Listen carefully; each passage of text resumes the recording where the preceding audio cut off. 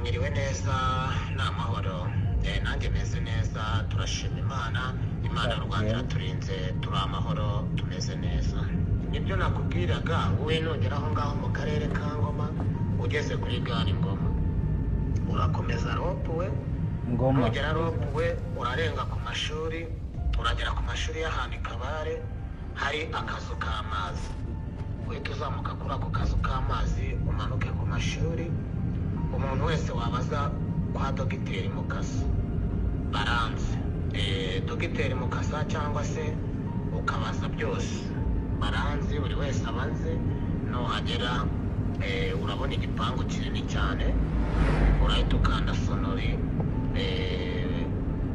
abakozi bahari baragukingurira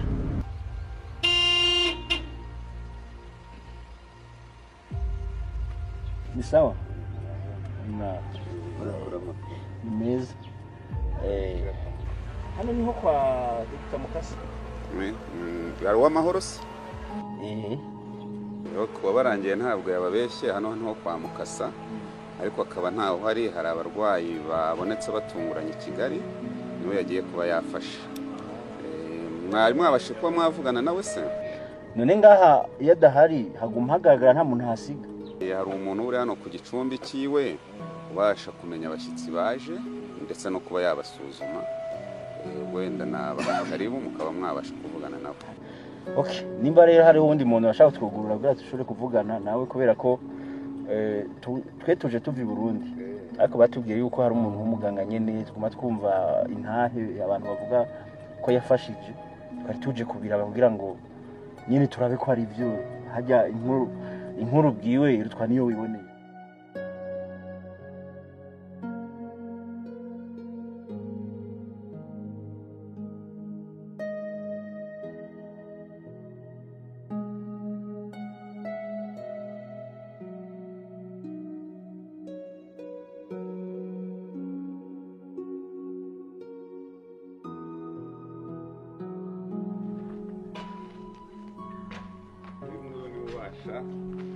ko hariyo muganga Mukasa adahari niwe wasigaye mu mwanya yego n'amahoro meze neza natwe turabafashe ahubwo urenje ndamumenye umengo niwe twavuganye kuri telefone kuri WhatsApp nabonye profile ni je nakoronde okay rero twe tuje kuraba muganga Mukasa kugira ngo tubone ibyo bitangaza akora kubera ko hajya inkuru mbarirano ibitwa niyo wiboneye abantu barakeneye kumenya umuganga akora gute we wavuze ko ufise ubuhamya yagufashije ibintu byinshi cyane nashaka kungire kumurira byagenze gute kugira n'abatwumva nyene bumve ko hari ibintu by'ukuri urabona ati ukugiriye neza ntabwo mwibagira pe ngiye muganga Mukasa twamenyanye ndi hanze twahuriye kuri telefone na murondeye ndi mu Barabu muri Oman bo maze kuba ndamurondeye arambwira nta kibazo no gufasha ndambwira ati mbega wamfasha gute ndino wamfasha aravuga ati no gufasha pe bya mbere yarankoreye ndabibona mugabo nyine washaka gufasha ikirega abantu bakeneye kumenya ivyo no kuvuga ko icyo nashaka ko mfasha nabantu bari banyevye bo ndi muri Oman maze kuba ndamurondeye yarankoreye ubwa mbere arangarurezamwe ndavuga nti ni umuntu ego ntibyagenze gute nyine nukuvuga ko yamnkoreye kuri online ambwe ati je no gukorera akazi kuri online kandi bikagenda neza ninde yakwivye mama foto yiwe umpe n'amazina yiwe ndamwoherereza ndamuha amafoto y'umuntu yanyivye ndamwohereza ifoto n'amazina yiwe arabikora nanjye rero ko abari bansawe kwera amafaranga yanjye nagiye numva telefone isona barayama arayama hari haheze ikintu cy'amezi 8 yarayanye ariko umuganga bikoze amaze kuba bikoze arayama ndavuga nti ibintu bihereye aha kubera nyine abari bansahuye bari benshi nanjye mugabo manda yiwanje yari yahisa nirangiye nari mfite urugendo rwo gutaha maze kubashise mu Burundi ndavantoya nivyo kunda uyu muganga je nkeneye nanjye gushikayo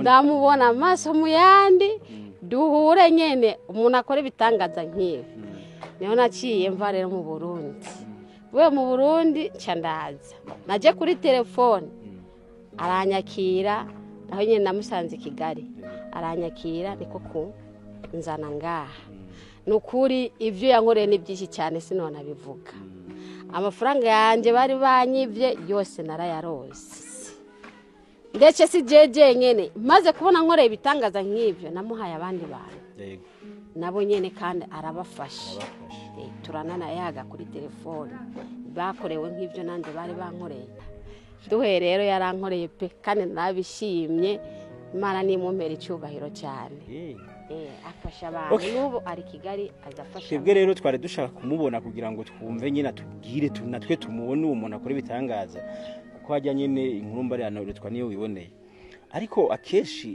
y'abantu bumvise umuntu akora mwene ibitangaza baramwita amazina menshi ugasanga bavuga ati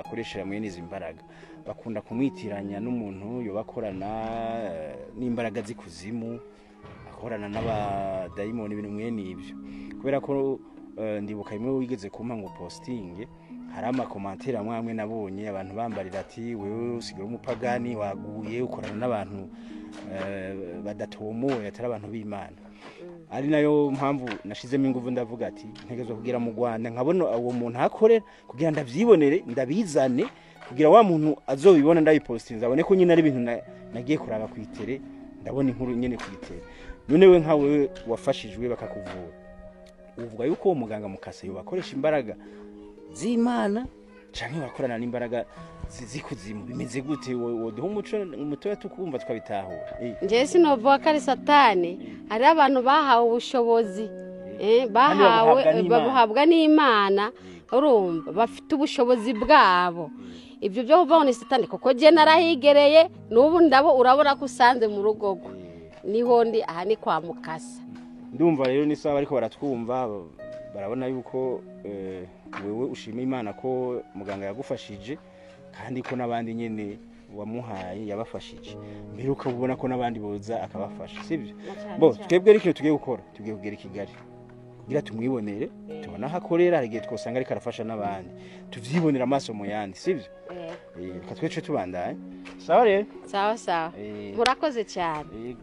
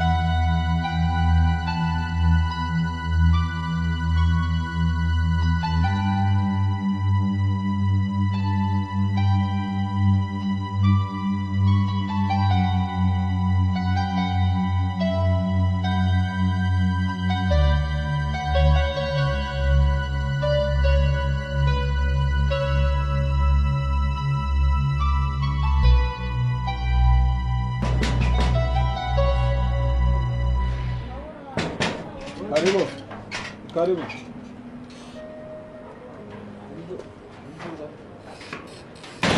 Wako mangorinde. Nazo ndamutse. Kumanga sirisanzwe. Ni sawa. Nungambe turi babonye muri bande mugendwa n'iki? Je nitwa Beri Nduwaye. Nkaba nje mvi Burundi. navuganye na muganga Mukasa kuri telefone ambwira yuko yoba aba hano ni hano canke nazimiye nahangana ku gicumbi cye hari abantu bari kumwe ariko reka mbanze ndebe nimba yahugutse nigire mu munani sawa sunika gato urugi rwanjye rurikingura winjira kandi bakoze rero kumumpanira wowe urinde amakuru yawe muraho neza meza urinde se witwa nde uragenzwa n'icyo ahangaha kandi ko mbona muri kuntunga ibintu ntazi ibyo muri kuntunga ni ibiki biriya ni ibiki uriya ari kumantunga witwa nde ubundi birasanzwe kandi uraza kubitahura nta na kimwe jewe nitwa Beri Nduwaye yego nkaba inje mva i Burundi yego hama kakanya tuvugana naciye iwawe ikibungo ariko nakubuze niwe nigeze numva bampa amakuru ngo hari umuntu ngo uvuye mu Burundi wari uri kunshaka yego ni jewe okay kandi naguhamagaye ngeze i Kigali kugira undangira ahantu ukorera nagerageje kubaririza nahatoye yes rero ni jewe witwa Nduwayo yego Abeli yego uri umurundi yego kandi saka uvuye mu Burundi ko numva ngo imipaka irugaye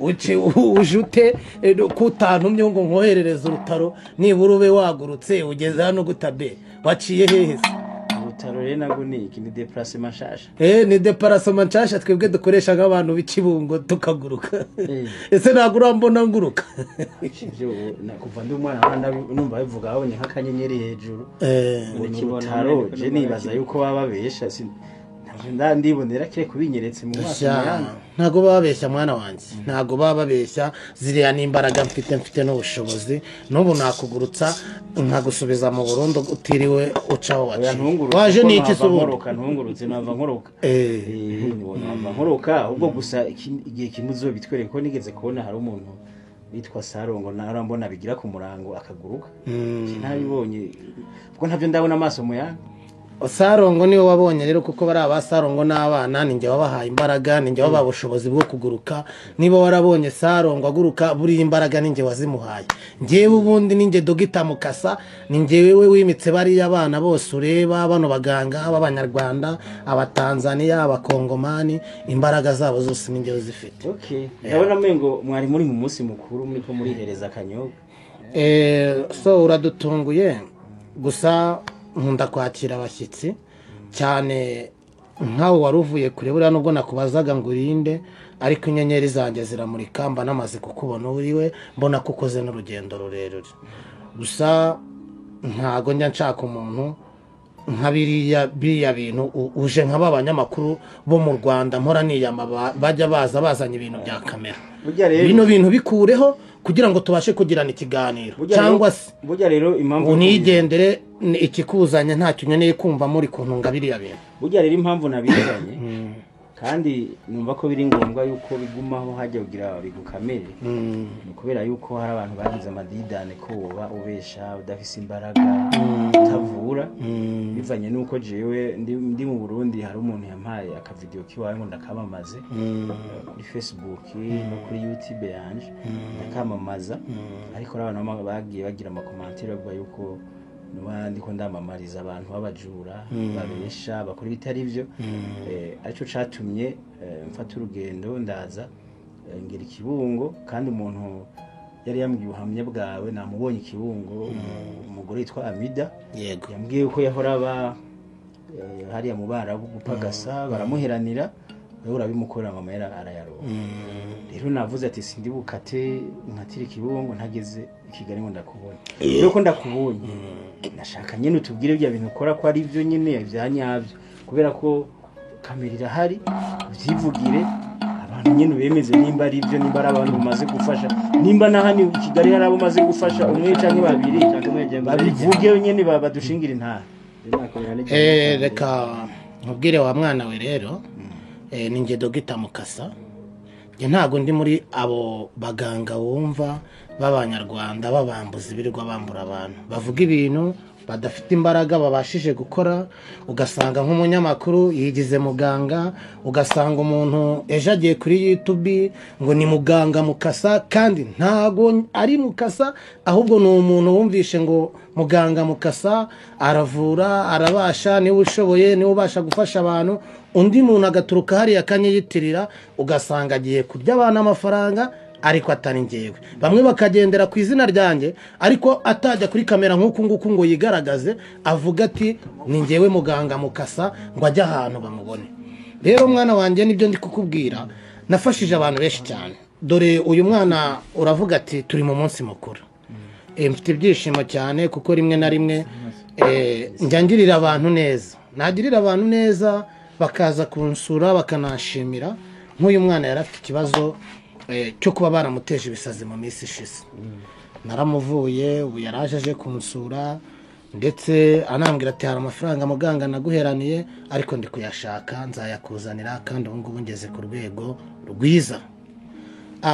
Umuntu wamurogaga rero w'umukecuru nahise muha igihano, mfata roho ye ndagenda ndayibika, nawe muteza ibisazi nk'ibyo yari yarateje uyu nguyu, mwohera kujya ajya kwivuruguta mu ruzi kugeza igihe imiryango yiwe nawe bazamenya yuko bahemutse, ku buryo nta muntu uzongera guhemukira undi muntu.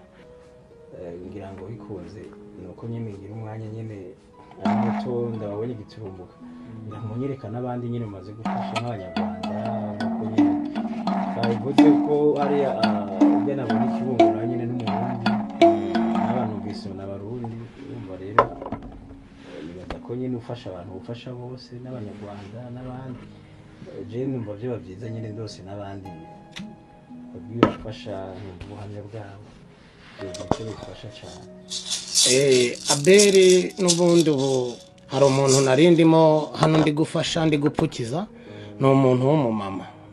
Deni njya mvura abantu benshi batandukanye, ariko hari igihe tukuvura bikaba ngombwa yuko tunagupfukiza kugira ngo ibintu biba bikurimwo bibi n'ibindi byose bibashe gusohoka. Ariko nk'iki cyumba ureba niho mbasha gukoreramo imiti yanjye, ngapfukirizamo abarwayi, reka ndebe ko mu barwayi bari barimo haboneka n'undi murwayi nafashije n'ubundi ndi gupfukiza, n'ubu ngubu ndi kwitaho, ube wamuganiriza w'umunyarwanda, kuko n'ubundi tuba turi buri gihe cyose bandi mu kazi mwana wanjye.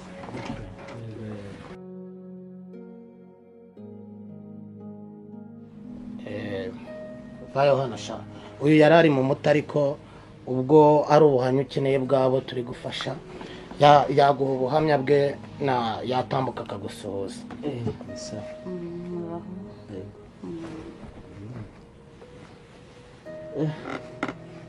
Jewe rero sinzi ko yakubariye, kuko ndagenda nyine nanje kuraba n'umuganga kugira ngo ndamubaze aho asanzwe afasha uko bimeze n'ubuhamya bwabo yagiye arafasha. Nawe wowe urimo uwo yafashije ngo tubwire ibyo amaze gufasha. Yewe nari mfite umugabo w'umuzungu turashwana, ariko nza kwibona nomero ndahamagara kuri YouTube, ndavuga ati bagiye bambeshya ari benshi, ariko arambwira ati mbere y'uko umpa amafaranga wowe banza wohereza ifoto n'amazina yawe n'umugabo wawe, nimbona atari uri mu ikosa ndagufasha, nimbona ari ikibazo babateje ndagufasha nabo. Rangije ambwira ko ari ibi bintu baduteje, aramfasha, umugabo wanjye w'umuzungu aragaruka. Icyo gihe wamurondera wari uri mu Rwanda cyangwa wari uri hanze? Nari ndi hanze. Aca gufasha uri hanze nyine birakunda? Yafashije ndi hanze, ku ifoto birakunda. Urumva uwo muzungu muri kumwe? Turi kumwe. Aca amakuru amushinga ntaho yuko ari umuganga muzima, atari amanyanga cyane. Yarambwiye ati kuva ubonye n'umugabo wawe muzaza mbahe n'ubutunzi.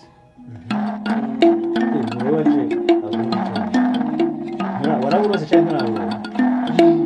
Ntabwo ndabubona, ariko yambwiye ko bishoboye. Tugatunga, tukagura amamodoka, tukagura amataje, ibintu byose tukabigeraho. mbese nyine ku mafaranga twari dufite hakagira ikiyongeraho kuko twahuye na muganga. ubwo ndibaza Abeli mfite ubushobozi, mfite imbaraga, rero utibajije byinshi. Iyo ufite inyatsi njyewe ngukubita ikeza nkagukuraho imyaku, nkaguha icyo bita ikinani kinaniza abagome baba bakugendaho. Ibyo baguterereza byaba ibitegano, ibihuherano n'ibindi byose, imbaraga za basogokuru zifite ubushobozi bwo kubihagarika. Ndahangaha nkohereza ihembe ryanjye Karondozi, nkaritumaho nditumye ihembe ryanjye iyo ndifashe gutya Abeli. Nuko usanze gutya ndi gucurangira ababyeyi nibereye kuri gitari yanjye hano, buno iyi ngabo mba nyifashe nitegura ko ushobora kuza waba uri umuntu mubi. Iyi ngabo yanjye gutyo nyifashe gutya, wari uje uri umuntu mubi, icyo waba ufite cyose ihita igusunika ikaguta nk'irepfo cyangwa ikaguta nka Nyabugogo. Rero icyo nakubwira ni uko ari abo ngabo bavuga ati ese ubwo muganga Mukasa ntabwo yaba ari umujura, cyangwa ntabwo yaba ari babandi babesikoro bagenda biyitirira ibyo badashoboye. Njye ndashoboye, ntabwo ndi umujura. N'ikindi nabwira abantu wenda bagutumye n'abandi badukurikirana batabizi, nk'abantu bavuga ngo bagiye gushaka abaganga. Niba uzi ko ugiye gushaka umuganga haba kuri YouTube cyangwa ari umuntu umukurangiye, banza umuhamagare mbere y'uko agufasha. Telefone ziba zihari ziri kuri video, ziri kuri online. Ubanze uhamagara uwo muntu, umushyire no kuri video, ubanze urebe neza ko uwo muganga ushaka ko agufasha ari Mukasa. Kuko kugeza ubu ngubu kubera ko ku isi abantu benshi maze gufasha ni benshi cyane, bityo rero byatumye hari abantu benshi bagenda banyiyitirira, ugasanga bari kurya amafaranga y'abandi, bari kubahemukira mu izina rya Mukasa, ugasanga ahubwo ngewe izina ryanjye bararyangije. Ejo nkumva nk'umuntu aramamagaye ari mu Bwongereza ati Dr. Mukasa tinagutumyeho umunyamakuru runaka, ati ese yakugezeho? Mwese wantumyeho umunyamakuru runaka yangezeho? Ko wamenye ko ndi Mukasa, kuki watumye umunyamakuru utabanje kundondera ngewe ngo umamagare mbe nagufasha? Rero ni muri ubwo buryo hari abanyamakuru hano mu Rwanda bagenda bafata abantu babajura, ugasanga bafashe nomero zitari zo bakiyitirira ngo ni Mukasa. Amafaranga yayafata akagenda akayarya, noneho izina rikandikwa ngo Mukasa yamemukiye, kandi ubwo butumwa butigeze bongeraho ngo mbe nagufasha. Ariko mu by'ukuri umuntu wese wabashije kongeraho tukivuganira, ndamufasha, ibibazo bye byose bigakemuka. Nta muntu ndahemukira. Mfite na benshi cyane baba bari mu mahanga, muri Amerika nahe nagiye mfasha bari kure, n'ubu ngubu banshimira bya buri munsi. Yewe n'ubu ni mugoroba nakumvisha audio y'umuntu uri muri Australia yanyoherereje, arambwira ati ngiye kukoherereza isaha ya sheni y'amadolari 1500, nkoherereze n'indi saha ya parasitike ifite memori, ifite tablo. Niba guhamagara kuri telefone yawe ujye witabira ku isaha yawe. Ubu nawe ni umuntu nafashije, nagiriye neza, no bakicara akavuga ati muganga yaramfashije kubera ibyo yankoreye, nagushimira ngakoherereza iyi mpano. Yewe hari n'undi wanyemereye imodoka ejo bundi muri Amerika, nawe muri ubwo buryo bw'uko namugiriye neza, namugaruriye umugabo we yaramucitse. Rero amakuru mfite ni maremare. Abeli, wowe niba ukiri guhinyuza, wageze Kibungo iwanjye wahabonye, ahangaha naho nkorera, ariko sinaha gusa, n'Icyangugu ndahakorera. Rero ugende ubwira abo bantu yuko iwanjye wahageze, ntago ndi muganga w'igihuha babandi bagenda batigaragaza. Wabwira ati jya kuri kamera tukurebe, ntagaragare, wanajya kureba niwe ntuhabone. Ndi muganga ufite ibyangombwa, ufite ubushobozi, ufite imbaraga. Ushobora no kugira ibyangombwa by'ubuganga ariko ukaba udafite imbaraga, udafite n'ubushobozi, ndetse utabashije no kugira imbaraga zo kumenya imiti y'uburyo wafasha abarwayi bawe. Ngiye rero ndi muganga ufite aderesi, wigaragaza ahantu hose. Umurwayi yankeneye ati ndagushaka, ndamubwira nti fata moto cyangwa imodoka, karibu iwanjye, akaza nkamwitaho. Ibyo ndabona ndamufasha, ndabishoboye ndakubwira ati ndabishoboye, ntabishoboye ndakubwira ati ntabwo mbishoboye. Nuko nguko bimeze, ntabwo ndi muri abo ngabo. Gusa ubundi butumwa nakomeza mbwira abo bavandimwe nuko bagomba kugira gushishoza. Niba avuga ngo ari gushaka muganga Mukasa, nafate nomero yanjye amamagare ni Mukasa tuvugana ni ngewe ijwi ryanjye abantu basanzwe bankurikirana haba kuri telefone niyo bari kuvugana na Mukasa bamenya ko ari Mukasa bavugana rero sinumva kuntu umuntu yaza yiyita Mukasa agahindura ijwi ryanjye akarifata agafata n'isura yanjye akayijyana yose ubwo ahari yaba ndenze bamwe namaze kubahana n'ubu ejo n'ejo bundi ndaje abanyamakuru bamwe na bamwe ngiye kubashyira ku mugaragaro bajye bakora ibyo bintu rero ubutumwa nabahanije barahari bigira abaganga bagatuburira abantu bavuga ngo bagiye kubajyana kwa Mukasa bikarangira umuntu aguhaye amafaranga ati genda undebere Mukasa turakwizeye turagutumye amafaranga bamara kuyamuha ugasanga arayariye kandi n'ubutumwa ntagire gute bamutumye ntabusoze ariko ubwo ntabwo ari ubunyamakuru bw'umwuga kuko niba uri umunyamakuru ukaba uri umunyamakuru w'umwuga abantu bakwizera abantu bakwizera wakabaye umunyamakuru w'umwuga koko ukavuga ati uyu muntu angiriye icyizere aranumye afitiye arababaye none ko anumye kwa muganga nagiye nkajyayo nkamufasha ahubwo nanjye ibyanjye byamara kugenda neza ko burya iyo umuntu agutumye akwizeye iyo umugeraho yagutumye aranaguhemba akanagushimira ariko umuntu niba agutumye genda ujye kunzanira ikintu hariya warangiza icyo agutumye ntukizane ntabwo uba wakoze akazi kawe kinyamwuga niyo mpamvu aba bantu bose ngiye guhindukira nk'abana kuko ngenda umuhani ntabwo njya nkunda abantu barya ibintu by'abantu batabikoreye sinkunda abantu babariganya sinkunda n'abantu babahemo niyo mpamvu rimwe na rimwe mujya mubona nyuzamo nk'abahana n'abamasayi mugasanga nabahanye n'abandi ni benshi cyane nagiye mpana muri ubwo buryo rero n'ubu ngubu mutambona gutya hari abantu bamwe na bamwe maze kwakira ibirego by'abantu bamaze guhemukira ari abanyamakuru hari n'abandi bana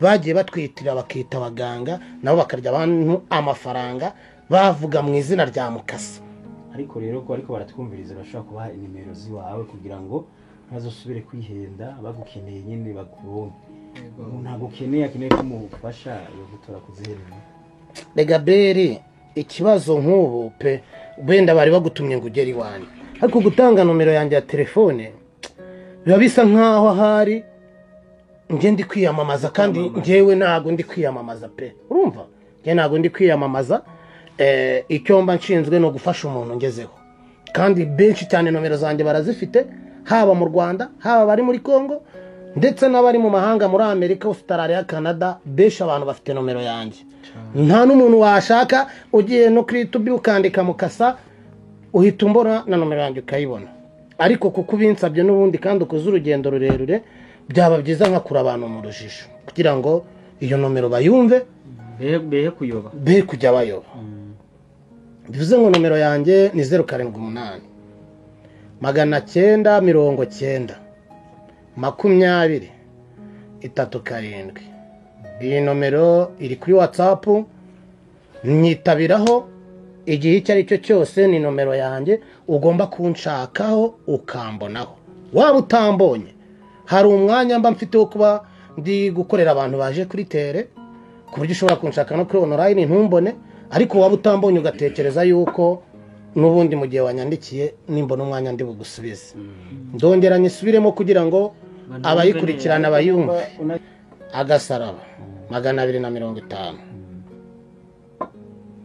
78 99 0 20 muga je ikintu nashaka kubaza uyu nguyu nasoza kuko twete dufise umwanya muke dushaka gutaha hari akantu twashaka kuza kukubaza nyene banobonye badahari nyene kacu kanimba jewe ibyo nashaka kumenya birahagije kuko numvise ko yabafashije numvise n'umwigeme yasafije ndibaza ibyo birahagije muganga yego ubwo nyine jewe we allo ngana nitabemo bite sha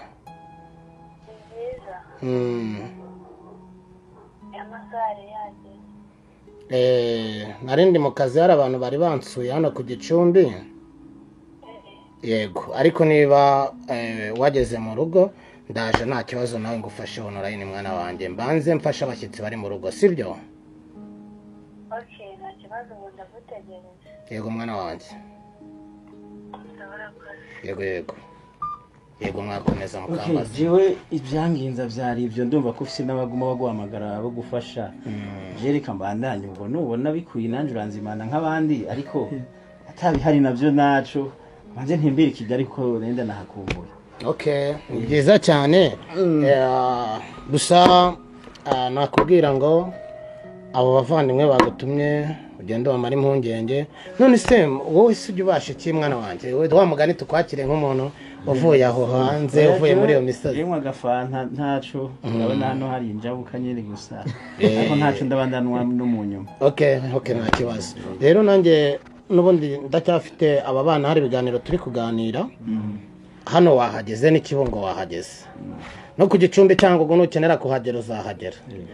Aha ngaha rero turubo ngubu hano Kigali ubundi magira ibicumbi bibiri. Urabona hano ndi kuri ambasade y'Abanyamerika. Aha rero unsanze ni ku Gicumbi cya hano ariko ubundi Gicumbi cyanjye gikurikira Nyamirambo. Abantu benshi banzi n'abarwaye imvura iyo baje bansanga ku Gicumbi cyanjye Nyamirambo. Ariko kubera ko uyu munsi hari abarwayi bariyo mfite n'umuganga buriya ujya umfasha nawe wizewe w'umumama abadukurikirana baramuzi. Ubwo ngubwo niho ari. Icyo nakubwira ni uko aho hose nukenera kuhatembera tuzahakugeza kandi ugenda ubona benshi twagiye dufasha baguhe n'ubuhamya umare abantu bose impungenge. Sawa, ubwo rero uraganiza abashitsi bawe. Rero ntago njya mperekeza wakana we, ntago njya mperekeza gusa Imana y'u Rwanda ikugeza y'amahoro kandi ikurinde. Gusa ndabona inzira zawe bari barazifunze nawe kuko mbona ko uko bigaragara ko kubera ubwenge ufite n'ubwitonzi hari benshi baba bashaka kukugendaho, ariko humura ntago bazagushobora. Kugeza ubu ngubu urarinzwe kandi ufite ingabo zikurinze. Abazagukurikirana bose bazahura n'ibyago birenze kurusha ibyo batekereza. Imana y'u Rwanda ikuyobore kandi kugeza amahoro kana kanjye. Murakoze cyane muganga mukasa. Yego. Murakoze cyane. Sawa muryohe. Yego.